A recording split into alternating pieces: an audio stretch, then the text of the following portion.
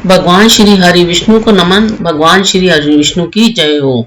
पुरुषोत्तम मास मातम कथा अध्याय 17 आरंभ।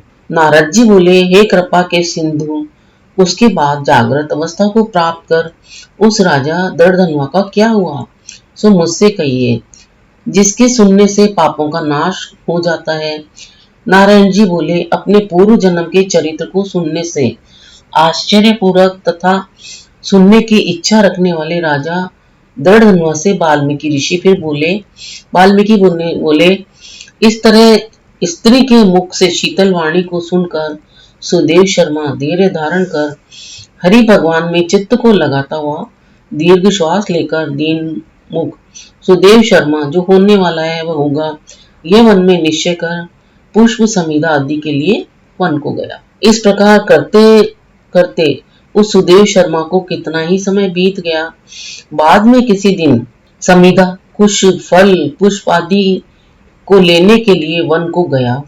वहां जाकर सुदेव शर्मा मन से हरि भगवान के चरण कमलों का ध्यान करने लगा। उसी दिन उसका लड़का शुकदेव अपने मित्रों के साथ बावली को गया।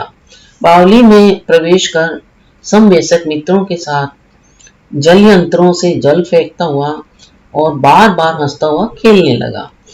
गर्मी के ऋतु में बार बार जल से खेलता हुआ हर्ष को प्राप्त हुआ। वह इस तरह प्रेम में मगन सब बालकों से खेल करते हुए अथाह जल में खड़ा हुआ वह सुखदेव बालक मित्रों से पीड़ित होकर मित्र वर्ग के भय से भागने की इच्छा करता हुआ और भाग्य से प्रेरित हो अपने श्वास को रोककर अपने मित्रों को छलने की इच्छा से वहां अथाह जल में गोता लगाया, किंतु उस जल में व्याकुल होकर उससे बाहर निकलने की इच्छा करता सहसा उस अथाह जल से वह बालक मृत्यु को प्राप्त हो गया। जल से निकलते हुए बालक को न देखकर सब समवयस्क मित्र बालक चकित होकर हाहाकार करते हुए बहुत जोर से दौड़े और अत्यंत शोक से ग्रस्त हुए बालक उसकी माता गौतमी से जाकर बोले।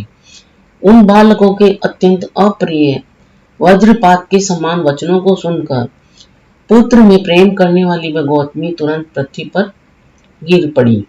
उसी समय वन से सुदेव शर्मा आया। पुत्र का मरण सुनकर कटे हुए वृक्ष के समान पृथ्वी पर गिर पड़ा। वे दोनों ब्राह्मण स्त्री पुरुष उठकर बावली को गए। वहां जाकर मृत पुत्र का आलिंगन कर उसके शरीर को गोद में लेकर सुदेव शर्मा बार बार पुत्र का मुख चूमने लगा।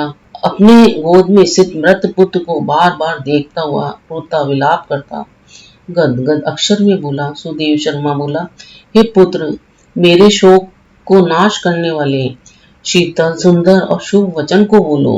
हे वत्स, मेरे मन को प्रसन्न करो। वृद्ध माता पिता को छोड़कर तुम जानने के योग्य नहीं हो। हे वत्स, वेदाध्ययन के लिए तुम्हारा श्रेष्ठ मित्र बुला रहा है और बड़े हर्ष से पढ़ाने के लिए उपाध्याय तुमको बुला रहे हैं।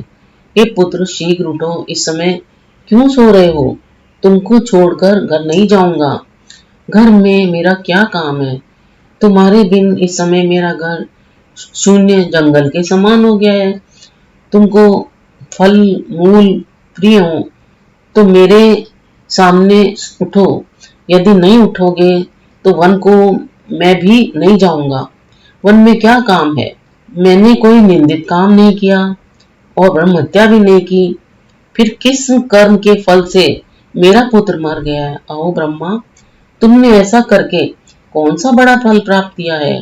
हे निर्दय वृद्ध दीन, मेरे नेत्र को लेकर निर्धन का धन और दोनों स्त्री पुरुषों का सहारा इस पुत्र को हरण करते हुए तुमको लज्जा क्यों नहीं आई? तुमको लज्जा क्यों नहीं होती? सर्वत्र तुम दयालु हो, परंतु मेरे विषय में निर्दयी हो गए हो। सो क्यों?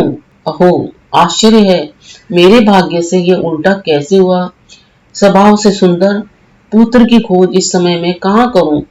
हे पुत्र, तुम्हारे सुख और सुंदर नेत्र को कहाँ देखूंगा?